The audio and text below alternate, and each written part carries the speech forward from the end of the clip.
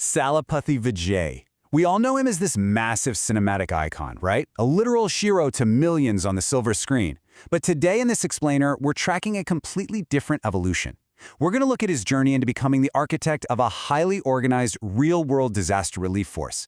It's an absolutely fascinating story of how massive cultural influence can be meticulously channeled into structured, life-saving community action. There's a pretty stark contrast at play here. You know, we're so used to that loud, vibrant, larger-than-life persona from blockbusters like Tupac, Mercil, and Leo. But off-screen, his humanitarian work operates on the exact opposite wavelength. We're talking silent action, grassroots organizing, and serious disaster relief. It's honestly the exact opposite of the flashy celebrity culture we usually see. So here's our roadmap for today. First, we'll look beyond the silver screen. 2. Building a service foundation. 3. We'll dive into the 2015 Chennai floods. 4. Systematizing cyclone and flood aid. And finally, number 5, from grassroots to politics. Okay, let's jump straight into Section 1, Beyond the Silver Screen, the quiet heroism of Thalapathy. Right at the heart of this entire off-screen operation is VMI, or Vijay Makalayakam. Now, it's absolutely crucial to understand that this isn't just your standard fan club gathering to cheer at movie premieres. Over the years, VMI has been meticulously transformed into the actual physical engine powering a vast welfare network. Imagine a highly organized volunteer force right there on the ground, ready to be deployed for rapid disaster response, literally at a moment's notice. Moving on to Section 2, Building a Service Foundation, Decades of Action over Publicity. You see, this commitment isn't some recent PR trend. No way. It's a dedicated effort spanning over 2 decades.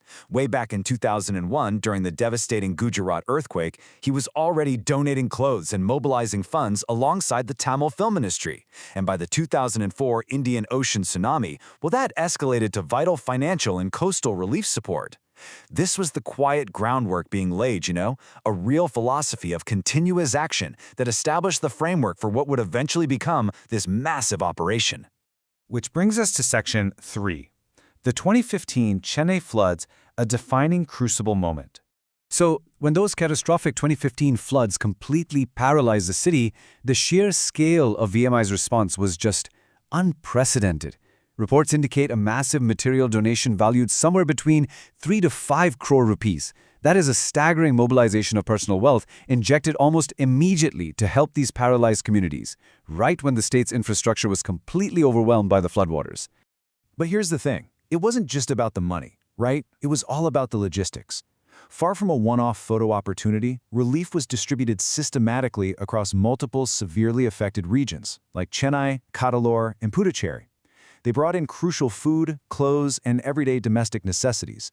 Plus, VMI members were physically on the ground providing direct cash support to affected families so they could actually start to rebuild. The whole operation was really defined by its execution, low on drama, but incredibly high on impact. His message during the thick of this crisis was super simple. In times like these, we must come together as one community. I think this highlights a really critical takeaway for anyone studying influence. He successfully took this massive celebrity worship and completely channeled it away from himself, pointing it directly toward genuine collective community action. It was a call for solidarity, and man, his network answered in a big way. Let's look at Section 4 now, systematizing cyclone and flood aid, scaling the disaster response. In recent years, we've seen these operations evolve into a highly adaptable, really data-driven relief machine. Just look at the 2023 Cyclone Michong in Chennai. The focus there was entirely on volunteer rescue and public mobilization to actively assist government efforts. But then, during the 2023 floods in Thoothukudi and Tirunelveli, the network actually distributed highly structured cash grants. We're talking anywhere from 10,000 to 1 lakh rupees, based entirely on a family's specific loss, alongside materials for over 800 families. They even expanded across state lines, sending vital funding and materials over during the 2018 Kerala floods. So today, this basically translates into a calculated 3-step approach to disaster management. First off, mobilize the network to assist official government rescue operations. It's about acting as a force multiplier, not some rogue entity. Second, personally visit the affected areas to get an accurate ground-level assessment of exactly what's missing, whether that's water, food, or basic facilities. And third, deploy highly targeted cash and material relief based precisely on the extent of house or life loss. Honestly, it's a deeply efficient system of care. Finally, we arrive at Section 5, From Grassroots to Politics, Institutionalizing the Network. Now, a major shift occurred in 2024. Amidst even more heavy rains, the source material notes a real evolution in his approach.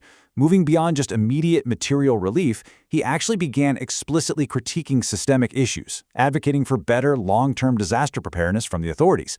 This signaled a clear pivot, right? Going from reactive, immediate aid to advocating for preventative systemic change.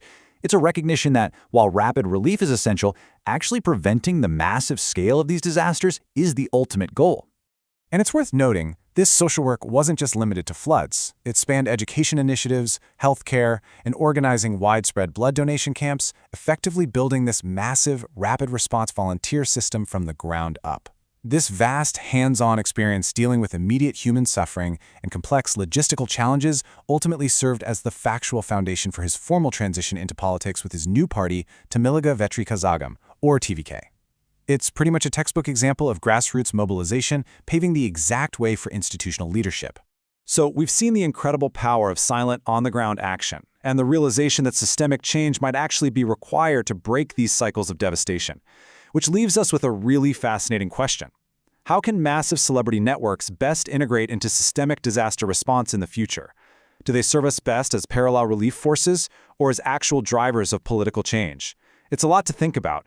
Keep exploring how influence can be engineered for real-world impact. Thanks so much for joining me on this explainer today.